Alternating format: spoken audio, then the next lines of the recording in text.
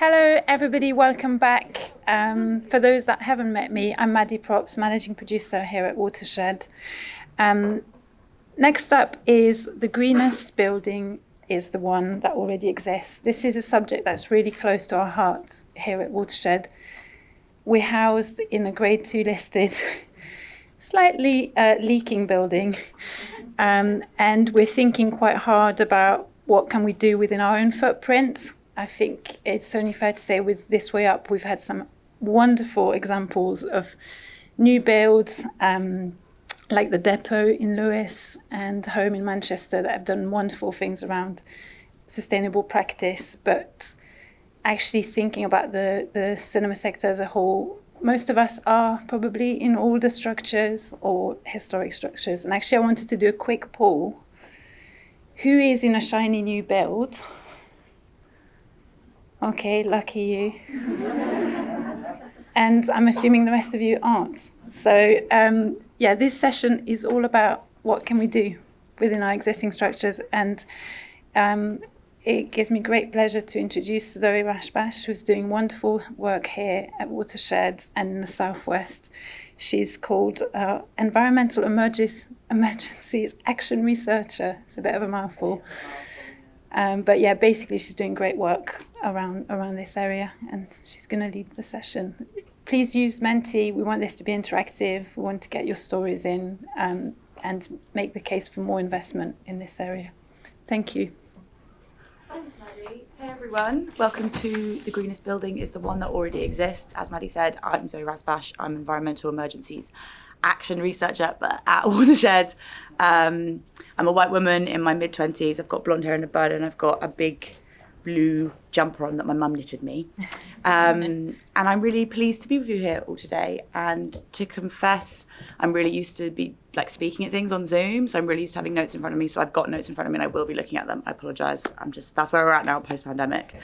I'm here with Wendy Cook, head of cinema at Hyde Picture House in Leeds, and Claire Horrocks, programmer at Exeter Phoenix, and also Rachel Houlihan, who will be joining us remotely, who's architect and sustainability coordinator at Orms Architects. To kick things off is to kind of just repeat what Maddie said. When we were kind of thinking about what we wanted to put on, we kind of thought we wanted to do something that was as useful for us, for Watershed, and for me as it would be for everybody else. We, in 2019, declared a climate emergency and kind of in line with Bristol City Council's ambition to be carbon neutral by 2030. And we're kind of in the middle of this journey to become environmentally sustainable in the most inclusive and ambitious way that we can.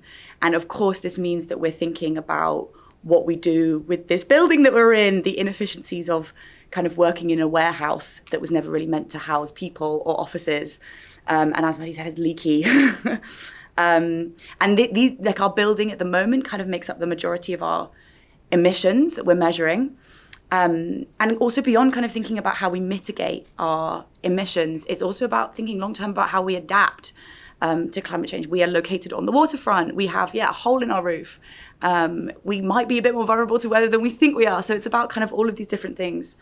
And because we're a Grade 2 listed building, located on Bristol's historic waterfront, it means that the processes of planning permission and financing for retrofitting our building are not as simple as we'd like or as cheap as we'd like. And it's actually currently one of the biggest barriers for us for substantially reducing our emissions and a real key part of our journey to net zero. And we think, as Maddie said, this kind of reflects a lot of venues and more broadly creative and cultural organisations located in these old, beautiful buildings. It's something that we should be really proud of. I know for us, it's a big part of our organisational identity. And also kind of beyond our sector. But across the UK, heritage buildings are a really important part of our economy and our identity. And according to a report that I really recommend for people who are kind of thinking about this, called Heritage and Carbon, How Historical Buildings Can Help Tackle the Climate Crisis, the UK is leading the way in terms of conserving and integrating old historic buildings. And also has one of the best records in countries in Europe for keeping and reusing our old buildings and upgrading them. So the heritage sector is really, really important here in the UK. But often when we talk about, sustainable buildings, net zero buildings, we do think of kind of new developments, new materials, new technologies.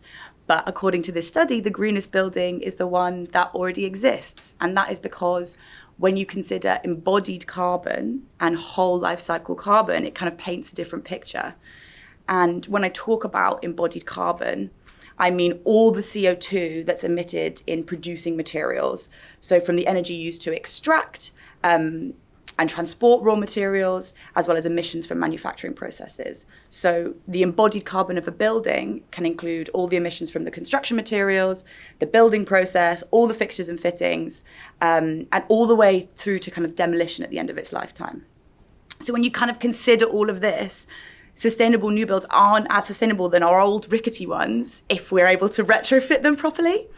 And if a typical Victorian terraced house is refurbished and retrofitted, will actually emit less carbon by 2050 than a new build when you consider embodied carbon. So it really makes the case for us kind of investing in our historical structures. But obviously, as we all kind of know, finding ways to retrofit our old buildings isn't like often the easiest thing to navigate. Planning permission, listed building status and processes, figuring out what works for your specific building can feel like a real mammoth challenge. I know we've been really feeling that here at Watershed. What is granted by different local authority conservation officers can vary from region to region. In small cultural organisations, there's often a lack of in-house expertise on kind of navigating the applications, these things. And, most of the time councils will say yes to applications, but they need to be done in the correct way, which is hard enough to figure out. And there's funding available out there, but from local councils and grants, but they can often be hard to access and win without having a good knowledge of the changes that you want to make. So this is why we convened the panel today, and I'm really, really pleased to have these everyone join us. We wanted to make kind of the case for investing in our buildings, structures, venues, demystify some of the processes and terms and financing which leads to action, and also kind of maybe shine a light on some easy first step, low-hanging fruit for people who are kind of at the beginning of this journey. So that's why I'm so pleased to reintroduce our three panelists: Rachel Houlihan, Architect and Sustainability Coordinator at Orms Architects and Judge for the Architect Journal's Retrofit Awards; Wendy Cook, Head of Cinema at Hyde Park Picture House Leeds; and Claire Horrocks, Programmer at Exeter Phoenix. So we're going to hear from them in the first half of the session, and then I think the second half of the session we'll just open it up to questions from everyone. I really think it would be great to have questions from the audience so we can get as much from the expertise of this panel as possible. Don't look too scared. So please do send in questions, and we'll go to that at the second half of the session. So without further ado, I will hand over to Rachel. Thank you very much. Hello, everybody. I am Rachel Houlihan. I am an architect and sustainability coordinator, which is also a bit of a mouthful, at Orms Architects. I am also a white woman in my early 30s. I have dark hair and I'm wearing a white top that I got in a sample sale. And I am sitting in our office in London. So Orms Architects are a practice of about 70. We work throughout the UK, but we are especially well known for our work with refurbishment of existing buildings. So we haven't actually done a cinema yet, but one of our very well-known projects is the Standard Hotel in King's Cross in London. And I think it's a really good example of how refurbishments can take the best of a building and enhance it. And Zoe's made a lot of brilliant points around reusing our heritage buildings, but actually one of the big problems we have is what do we do with the existing buildings that are not heritage and may have been built in the last 50 years and maybe aren't the most beautiful buildings that we would like to be reusing. So how can we make those special spaces? So I don't need to talk about the side effects of climate change. We've all been experiencing them. We've heard a lot about it in COP26, but you've heard a lot of targets for 2030 or 2050, but maybe one of the stats that you haven't heard yet is that 80% of the buildings that are going to exist in 2050 have already been built. So there's a huge question of what do we do with them?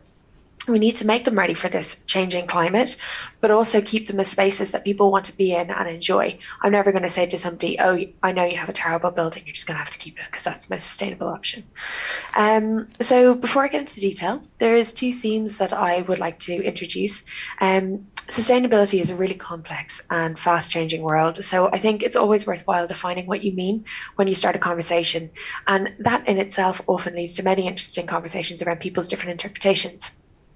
So the big themes we're hearing about at the moment are net zero, and a circular economy.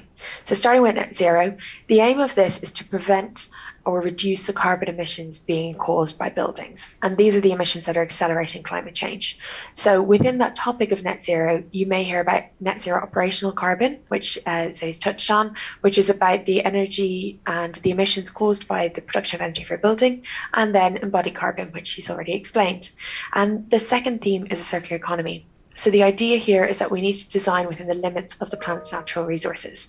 We can't keep mining ore to keep creating steel, for example. We will run out of it. So for both topics, actually, reuse is the answer. And the work that I and my colleagues have been doing both within our practice, but also within various industry research groups, is figuring out how we can reuse more from our existing buildings, and where we do need to use new materials, that they've been designed in such a way that they can be reusable in future.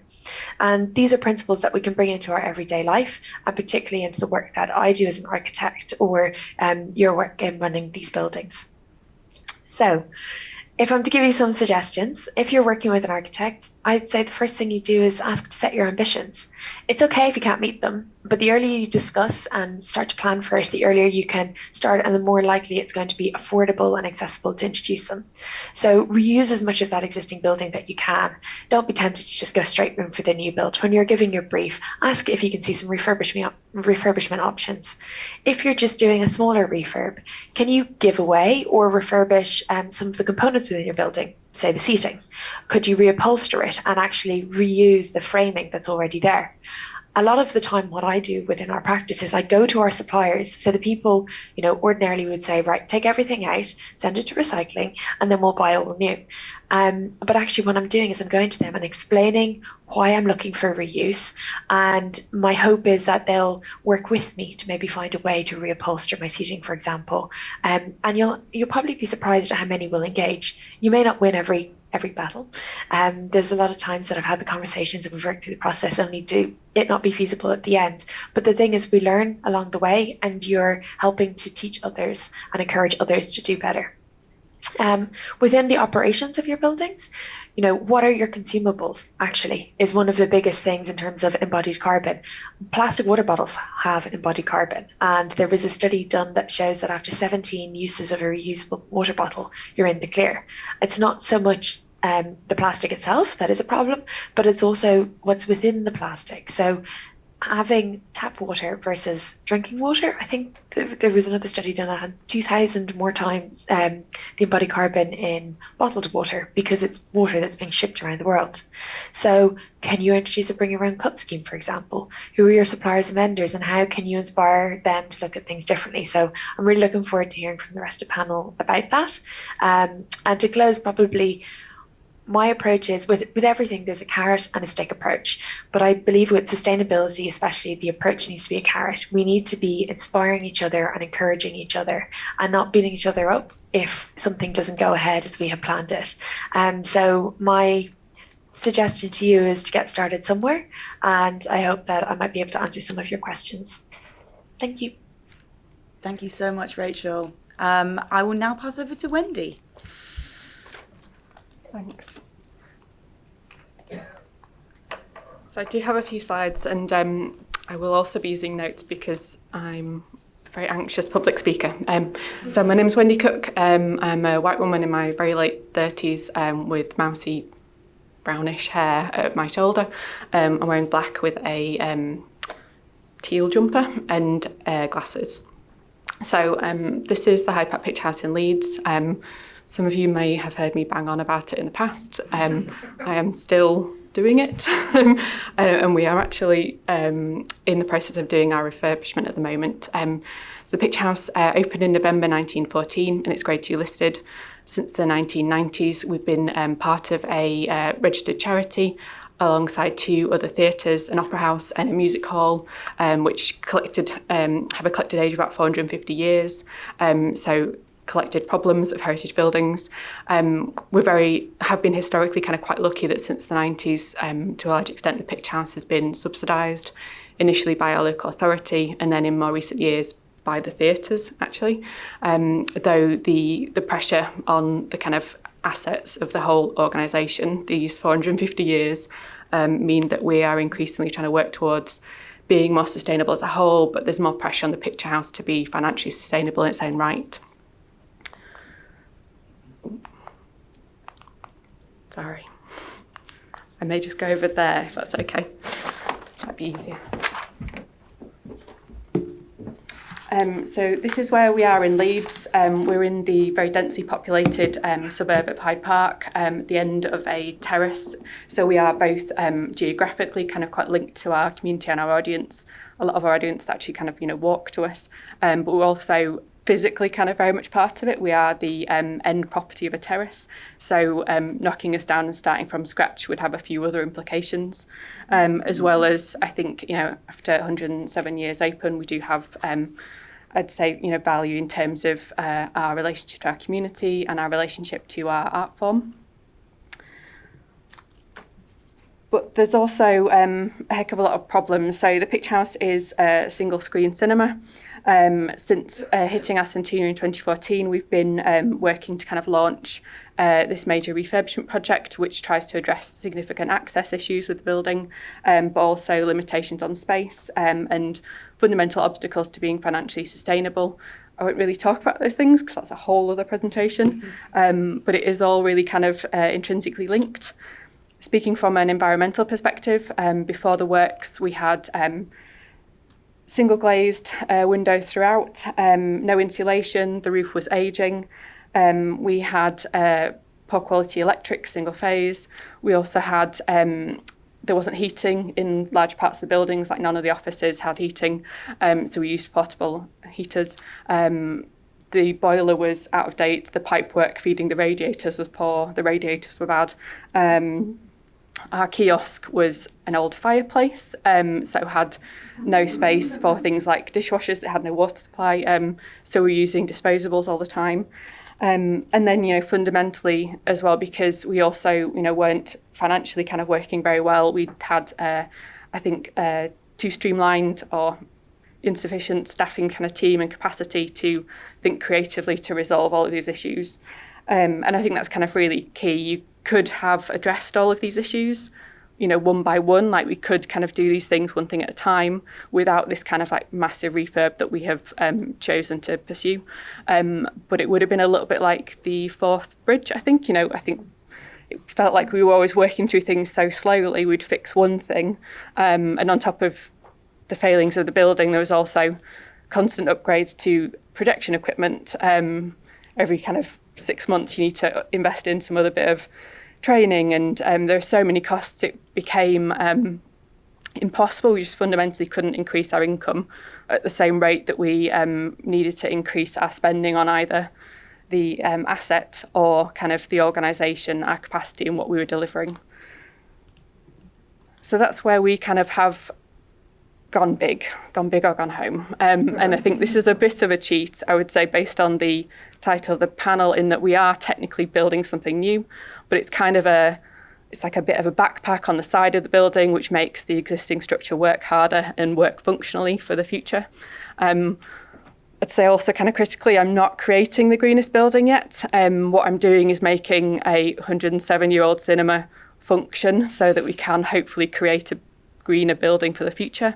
So this is just, it's crazy. It's the thing that I've been doing almost exclusively for what feels like a decade, but it's also the first step in what is another 100 years worth of work to make this kind of continue to function.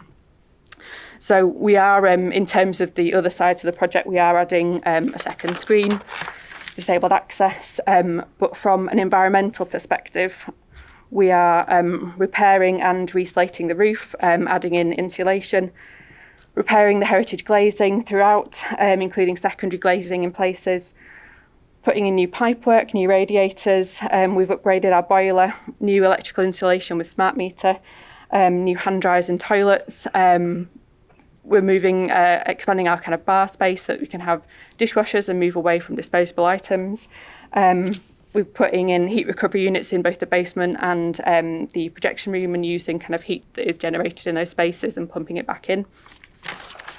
I think what's really fundamental though, and this is, so at the moment, we've kind of taken it all back to the bare bones and we are slowly building it up again, which does feel pretty drastic. I was reflecting on it last night, and it just feels like I've ruined a 107-year-old cinema. But it is a step in the right direction, and taking it back to its skeletal form in some ways is allowing us to kind of create something new.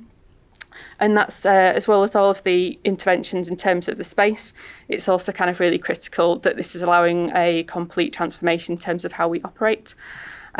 So all of this was started in part because we wanted to become a financially sustainable, going concern of a business. We wanted to be able to better invest not only in our building and equipment, but also in our staff and our team and our audience development work and our audience as a whole, and in our art form. And it's all kind of really intrinsically linked. And I think that's one of the biggest things I've figured out this far into the project, that all of this stuff, this kind of capital work that I focused on so much of the time for the last few years, it's really critical to us addressing the other problems. Like, it's just interesting coming out of the Dial F for Freelancer session, and then the other talks we've had over the last couple of days about inclusion in the sector. All of that kind of starts with us having a functional business model, and being able to kind of internally invest, and being able to sort of say we're not just doing that for the next 6 months or for the next even like 5 years, but that actually we're putting in place a new way of working that's going to keep us going, and we can grow. So that is us. Thank you.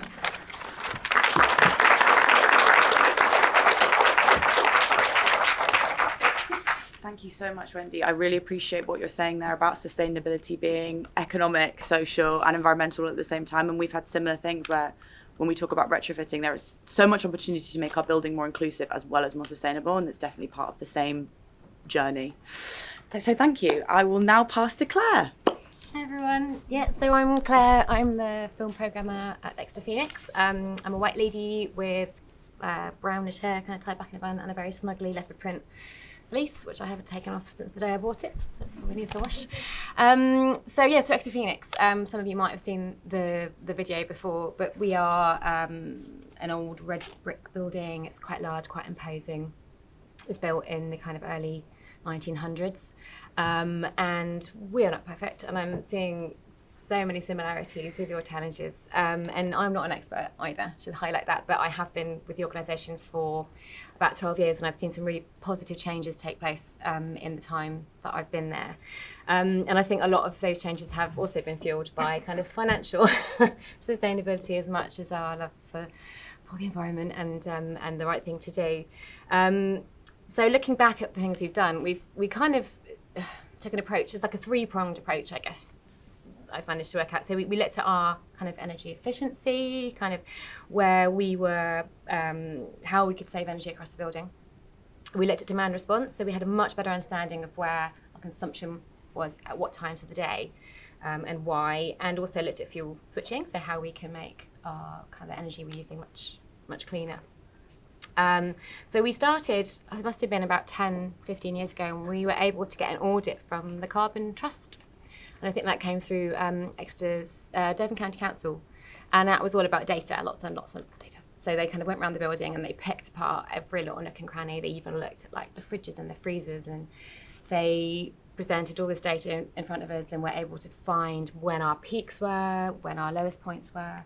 And as a multi-arts venue, we assumed a lot of it would come from kind of gigs, live events, but we found there were these strange spikes kind of in the middle of the day, and we couldn't work out what it was.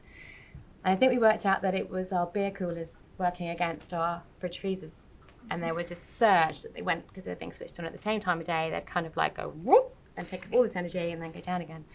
So we were able to get advice and a much better understanding of where we needed to make these changes, simply by separating the two items, able to stop them fighting against each other. So around the same time, we worked with the Technology Strategy Board on a feasibility study, and so Exeter Phoenix is made up, it kind of lends itself well to change and evolution, and to the side of the building is an annex, which is where our digital media centre has been built, and it had this TV studio that wasn't really being used because people didn't really want to film TV in there. So the idea was that we could evolve that and turn it into like a very cutting edge media centre, similar, and it was inspired by the likes of FACT in Liverpool. And the idea was you could have this all singing, all dancing kind of annex. It was pretty bonkers. It had like the idea was it could have this roof that would be removed so you could have natural light. It was all glass, but then we realised it would cost, you know, the best part of £4 million, and it was at the same time as the credit crunch and all this funding was getting dried up. So we soon realised that that was not a good idea. So we kind of moved on from that. But with the feasibility study and the Carbon Trust, we kind of realised we could make some changes, some small changes, some big changes, and we very much built those changes and that ethos into the next kind of future development of the organisation, and kind of essentially built this green agenda. So one of the first changes was really simple, and switching all the lights possible to LED lights around the building, and instantly we saw a change, and we're still seeing that reduction in energy across the building, and it's been a good steady drop. So we're able to change the house lights in the auditorium, all the office lights, which was actually quite depressing because it was horrible lighting, but we sucked it up, it was fine. So that was kind of a big step for us. And then around the time we kind of were having this dilemma with our film program, and our film was kind of stuck in the auditorium. We had like 1 day a week. It was awful. It's when the film hubs kind of started to develop, and we put this relationship with Maddie and the team, and it was like, well, it's make or break. We'd either say goodbye to cinema or evolve. And we realised, let's revisit this TV studio that no one's using. Could that be a cinema? Yeah, good. It's a big black box. Perfect. It's no lights. Brilliant sound. So with support from BFI, Film Hub, we got some money from the Arts Council England for a capital build, and also some money from Devon Commercial Waste, who have a community initiative fund, and they're very much built on a green agenda. So we worked with them to develop the space and put in this lovely cinema. And with support from, of all places, Marks and Spencer's, we were able to raise some money for some solar panels. And that was like a really great project because we had to engage the community. We needed to get their votes, essentially. And we had to set up this campaign, and we had to get people to vote for us online. It got a bit nasty, and the other kind of people that were winning was this really lovely primary school. But then we were all like, oh, screw them, worry about it. So we were getting everyone to vote, and we won, and we think we were awarded, it was about £12,000 to fit these solar panels on the roof. And for those of you that saw the video, we're seeing such great results from that. So we were able to get up to like 8,000 hours worth of energy has been gathered, caught from the sun. I don't know what to say. So it's been amazing. And then part of that funding also enabled us to add a 60-seater balcony into our auditorium. So that also treads on the kind of space that you were saying about making us more sustainable. It meant that we were more appealing to touring bands and touring shows because our capacity had increased that a little bit more. And it made us to kind of rethink about kind of the activity that we can do as an organisation, how we can serve our community and their wants and things. So with the success of the solar panels on our cinema, we then were able to get some solar panels and put them on our auditorium too, and they were twice the size.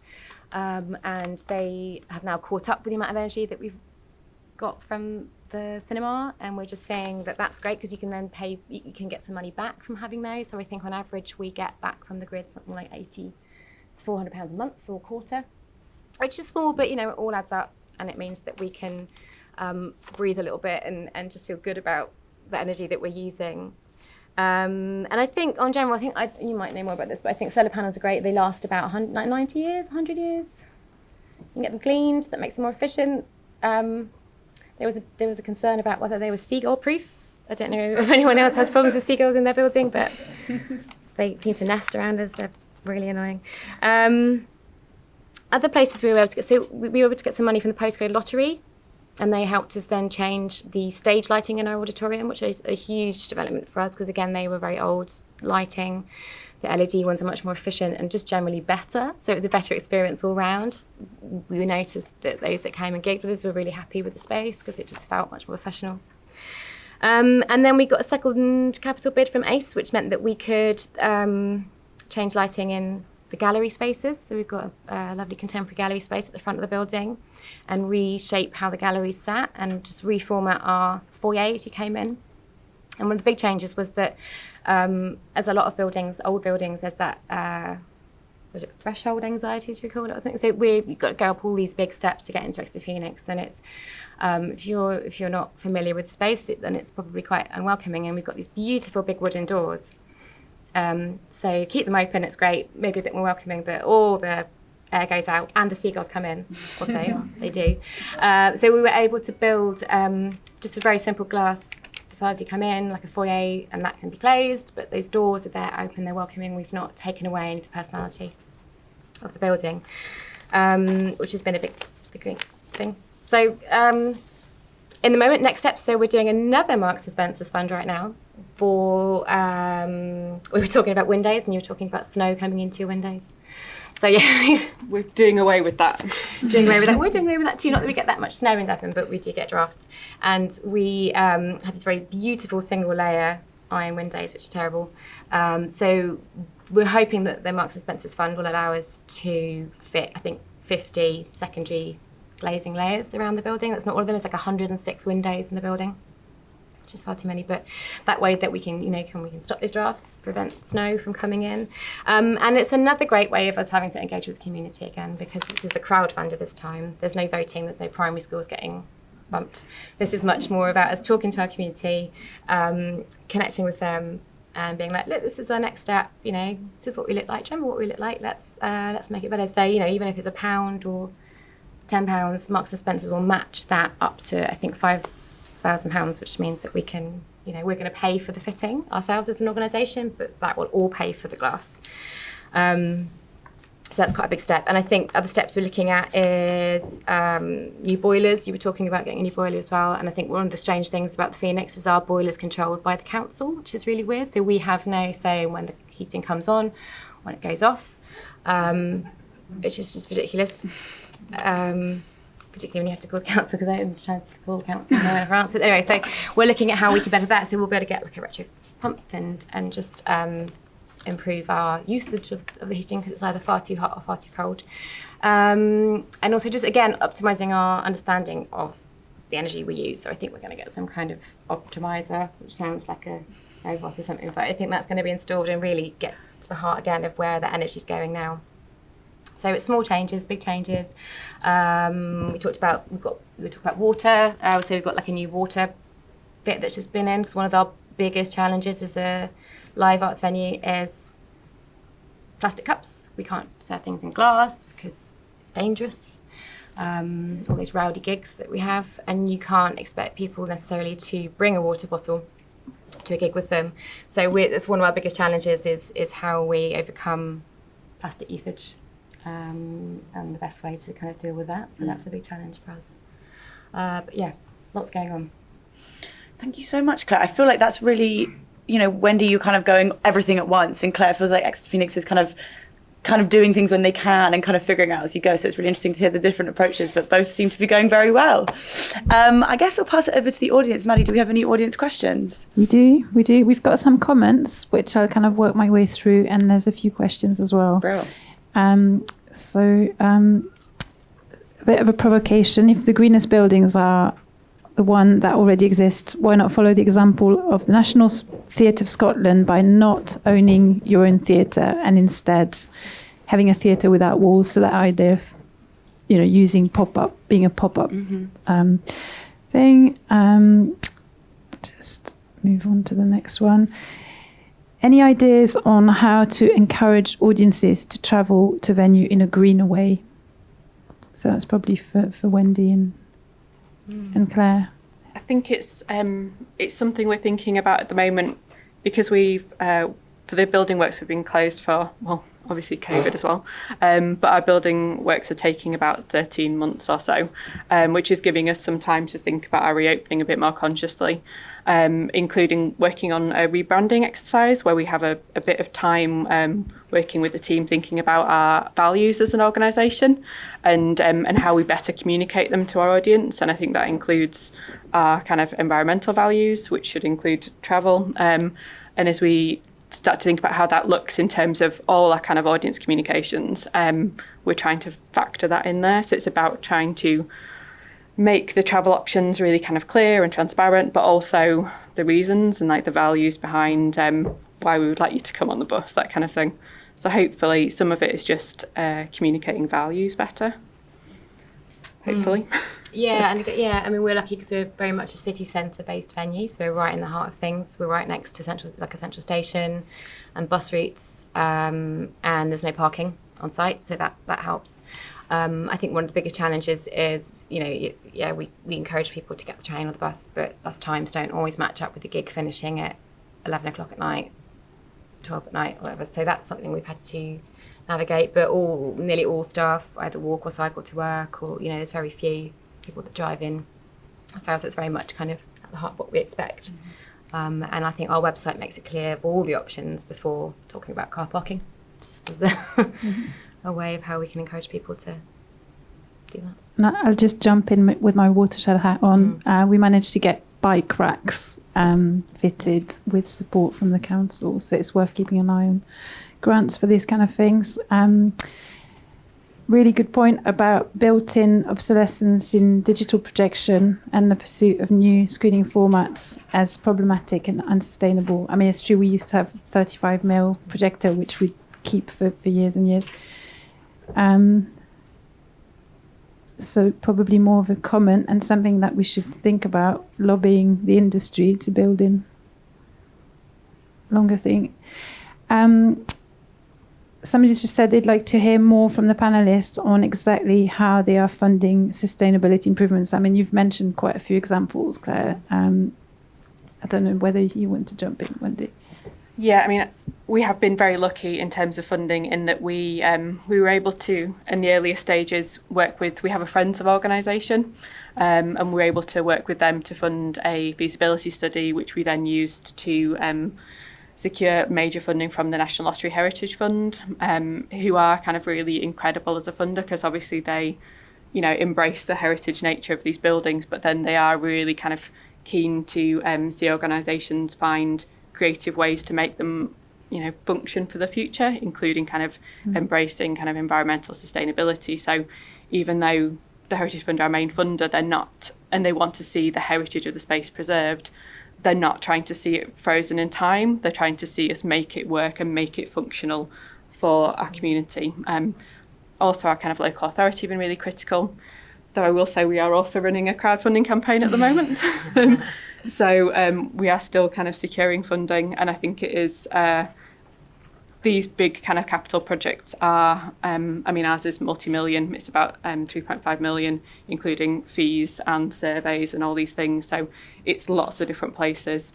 And that's us kind of, as I say, starting the process.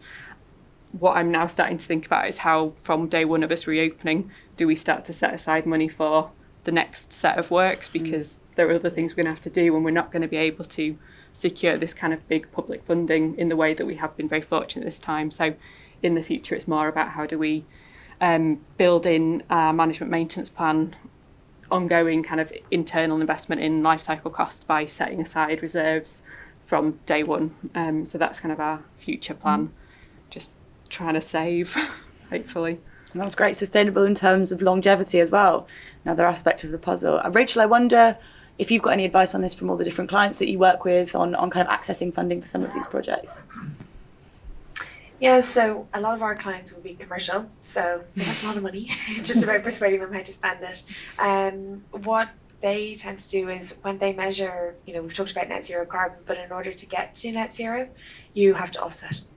So what we try to do is reduce the operational energy demand of the buildings as much as possible, and reduce the amount of new material that we put into the buildings, which brings down the embodied carbon payments you would have to make.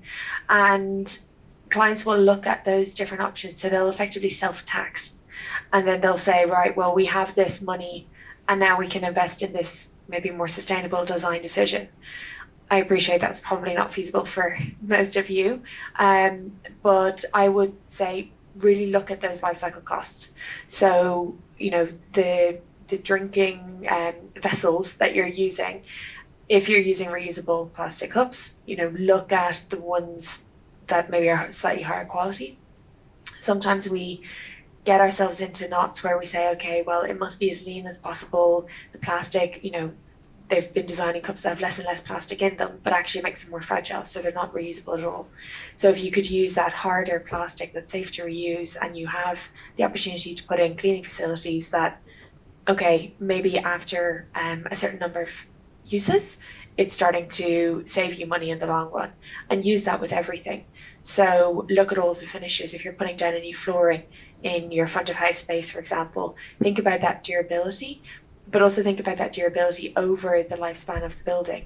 So, it is more expensive to put down something like a stone or a tiled finish than, say, a lino finish, but the lino will wear out sooner and then will need to be disposed of sooner, whereas tile arguably could be steam cleaned and look like new for much longer, which then leaves you with this space that feels new, feels fresh, but over the long run is maybe saving you a little bit. Thank you. Great. We've got a cheeky comment about whether it's freezing in here for green reasons, and I can answer that. It's not for green reasons. Actually, our ventilation is working really hard to try to keep us safe and COVID free. Fingers crossed. And it's probably not very sustainable. I don't know what the ventilation does, but Yeah, COVID has not helped with us all having to keep our windows open all winter. yeah, and this is just going to get worse and worse. We've already talked a little bit about solar panels, but somebody asked, can we move forward with solar-powered cinema formats? And are there any recommendations? Probably for Rachel. Or do you have examples of buildings? Yes and no. I mean, I think the biggest things you can do is cover any surface area you've got with those PV panels, which are generating electricity, which is what we've heard about.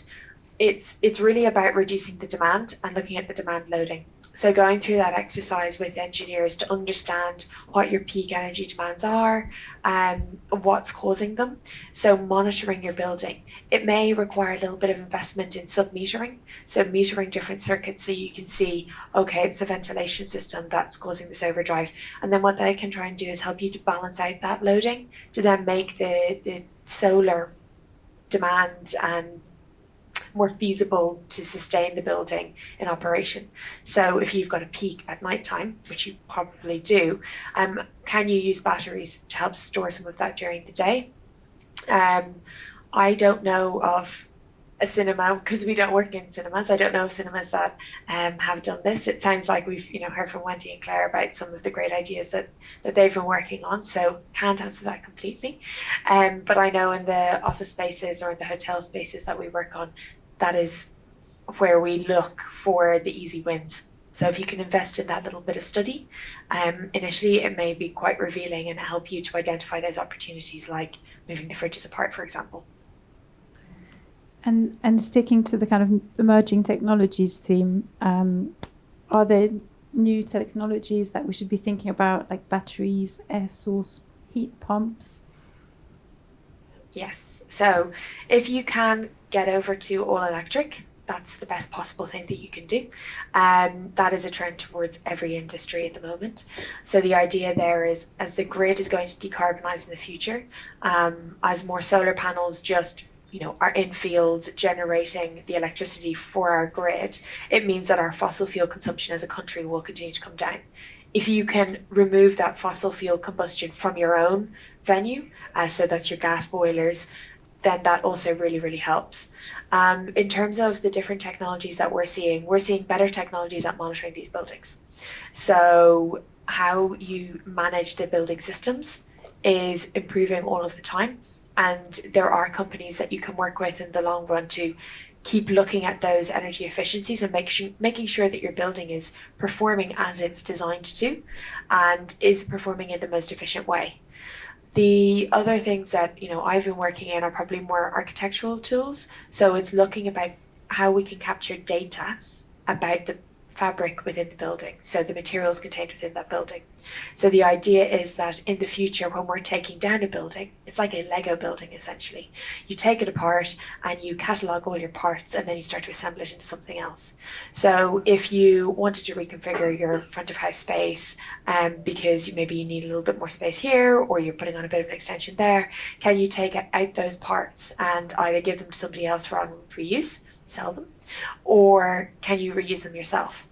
usually if I came to you and said, oh, hello, I've got this door here, would you like it? Most of you would go, ooh, thanks, but no thanks. So what I've been trying to do is gather that data. So when we put in a new material, or if we walk around a building, we can actually assess a lot of the materials that are already there, and we could probably have a rough idea of where they've come from. So if we start to capture that data, how can I link that to the physical material within the building? So I've been looking at technologies around QR coding or RFID tags, and literally fixing those tags onto the physical element so that when you scan it with a phone, it brings up that data connected to that element. So if you do manage to get a manufacturer who will work with you to reupholster your seating, or if you're putting in that secondary glazing, that you have a little tag there, and if for some reason you're going to take out that secondary glazing in the future, or it needs to be refurbished, you can scan it and you have all of that data there, and you can go back to that original manufacturer and say, well, look, I know that this was installed in 2021. I know that it was designed so that the seals could be replaced in 20 years' time. It's now 20 years later, and I would like to do that. And here's all of the data that you need to know to do that. So that's some of the future technologies that are coming. It's definitely in its infancy, but hopefully it will happen soon. Great, thank you. And on a completely different tangent, one for Zoe, because I know we've just done this at Watershed. Do you also consider the banks and pension providers that you use many funnel funds into fossil fuel and their deforestation? Yeah, this is something that we've been looking at Watershed, because when we talk about measuring our emissions, there are all these scope 3 emissions, aka things like travel or like finance, which we're not actually measuring yet as part of our carbon emissions, but are still really, really important to act on. And when we talk about finance and pensions, we use Nest pensions here, and it was as simple as just like switching your Nest pension from the normal to the ethical fund. It takes 10 minutes.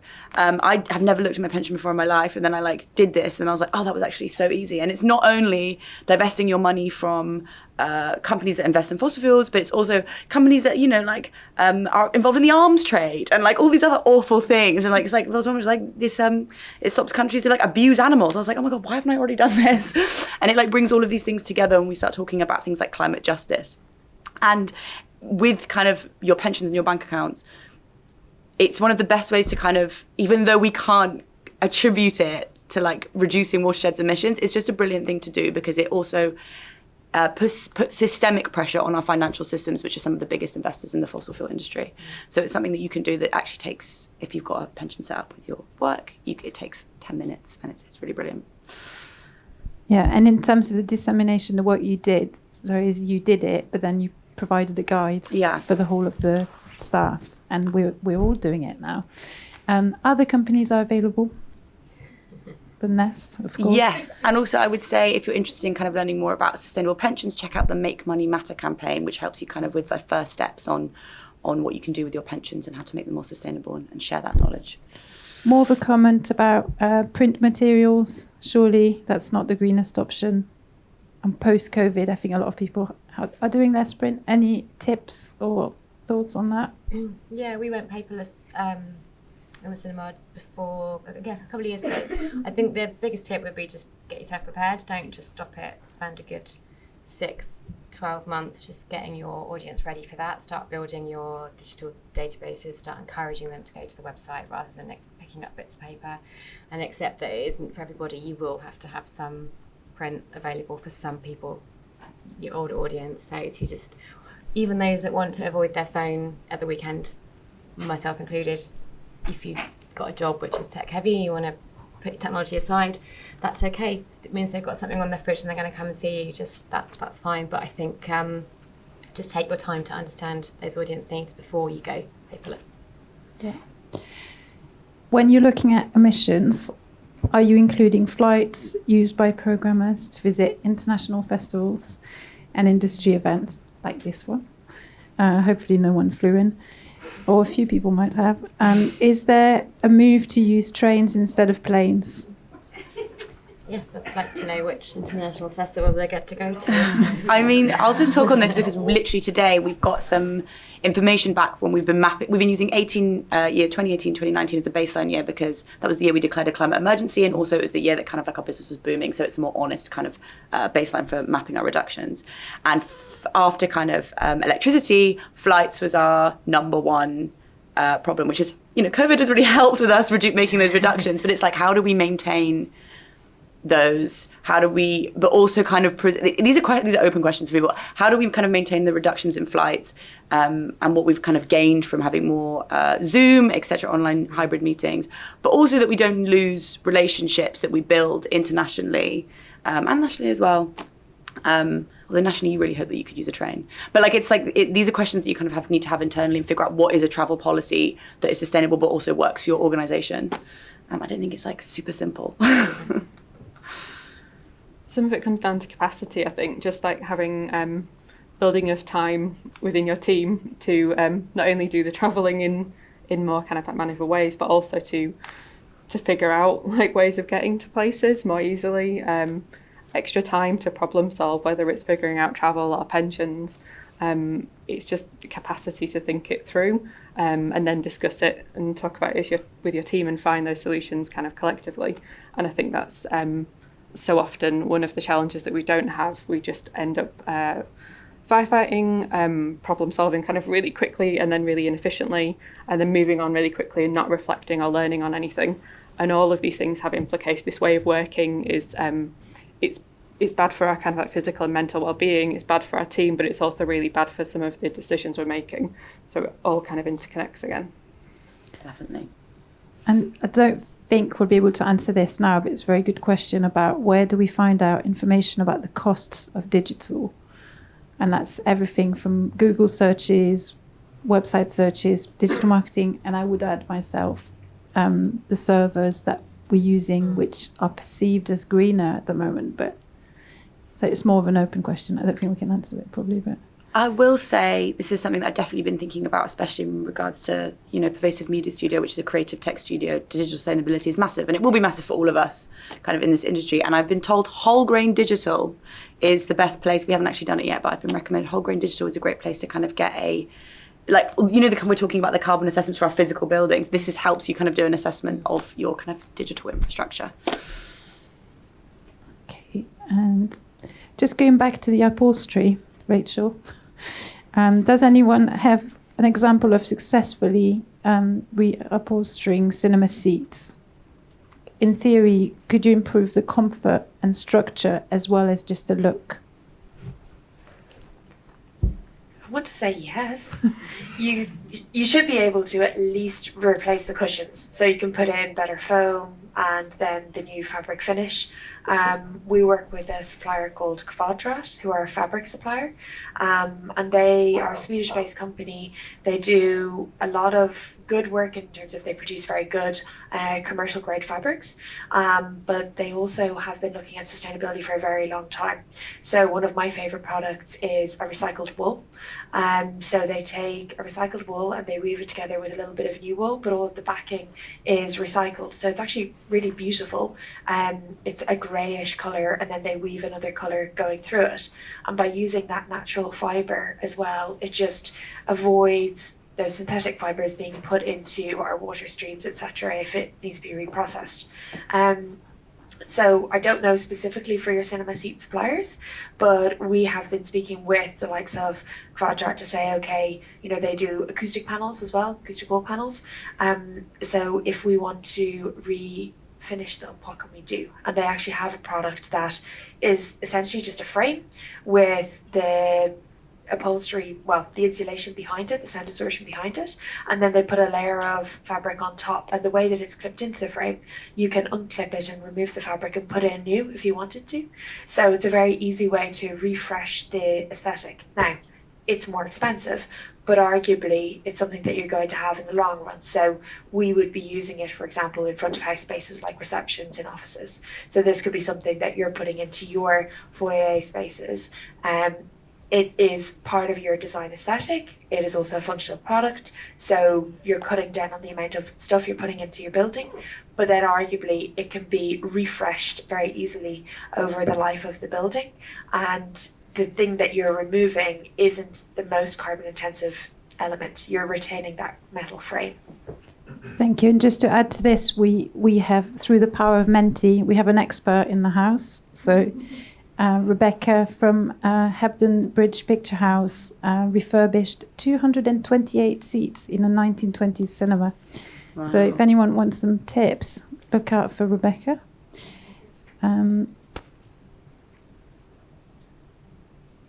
We've got another tip about recommending an ethical consumer subscription.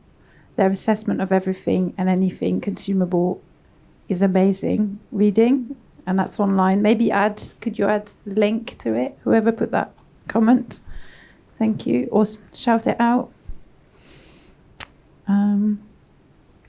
I love all this brainstorming of resources. There's so much knowledge across everybody. Yeah. There is. magazine is called Ethical Consumer. Okay, that's it. Online and physical. Amazing. Thank you. Thank you. And yeah, finally, a bit more of a reflection for everybody. Why do you think some organisations are not pursuing sustainability policies? So what are the obstacles or the mental obstacles? I'll hop in on this because this is kind of linked to the research that I'm doing, which is looking at how we can kind of develop like frameworks for action for the creative sector in the Southwest around sustainability and climate action. And what I've found is that most people do really care about climate change, but there are kind of emotional obstacles that can really stop action. And these are kind of can be generally categorized into 5 things. So one is like feeling really overwhelmed, not only by the scale of the crisis, but like when you have a venue or you have a building or you have any kind of organization, it's like, where do I start? What's relevant to me? There's a ton of resources online, but it's like, oh my God, which bits, I don't have the capacity to kind of root through all of this. And that links on to capacity, which is another one, especially in a COVID context. Most people are stretched. And don't like environmental sustainability is something that's like a nice to have, and it's thinking about how do we integrate it from a nice to have to kind of like a baseline part of our business operations. There are like others, but I say those are the main 2. Oh yeah, the other one is kind of prioritization paralysis, which is something that I know I've felt here at Watershed, but it's like, where do I start? Where do I start? There is so much I could do. Do we talk about our water bottles? Do we talk about our boilers? Like we don't have time. How do we figure out where's the best place to start? And I think what was really great, Claire, is kind of just start with something, one thing, that you just start with one thing and that will snowball. But I think there are these kind of like more emotional obstacles that we aren't really recognized enough, which are serious barriers to action. Anyone else wants to jump on this? This is the last bit, really, because we need to close. Yeah, that was great. Yeah. I was just going to say that I think for a lot of people, it is that sense of overwhelm. I don't know where to get started, and it's also going to be so expensive. I'm not going to be able to keep it up.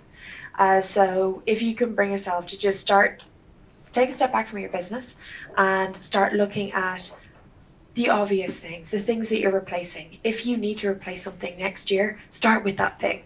You know, something's worn out, we're going to have to do something about it. Speak with the suppliers you work with, often just by saying, hello, we're thinking about sustainability. Could we have a conversation? They may come up with ideas. You might find out that, the idea of the ethical fund. One thing, I know it's not quite the greenest building, but sustainability is so much more than just environmental. It is about that social responsibility. And for us as a business, we've gone through that carbon footprinting exercise, and actually we realized that our footprint is comparatively small, but our sphere of influence is the thing that's the biggest thing that we can do. And we're now looking at becoming a B Corp. Simply by going through the process of looking at it, it starts to question all of the social sustainability and the environmental as well, but it's thinking about how you operate as a business and can you be doing better so that you're creating or helping to create a regenerative world. So I think even just starting to think about it is the first step. And as we've heard, it is very easy to do one little thing, measure the success of that, try something else. So lighting seems like a really easy win. Do one area, and then when you can afford it to move on and do the next, and then over time that is really going to add up. Yeah. And just to finish off, Zoe, some people have asked about you sharing your your research and the framework, which we will be doing as part, because there's a whole public engagement side to the project. And a little shout out to Rebecca, who's actually not attending here, but she's now freelance. So if anyone wants to use her skills, you can email her at rebeccafossard@gmail.com. And there's more questions and comments, so we'll try to answer those on Twitter. Yeah, thank you very much. So we've now got a 15-minute break. And back in for utilising... 5-minute break. 5-minute break, is it? I thought it was 15. Oh, five. Sorry, it's a comfort break. It's a comfort break, so you can either stay here. Thanks, guys. Thank you, guys. God, you guys are both doing so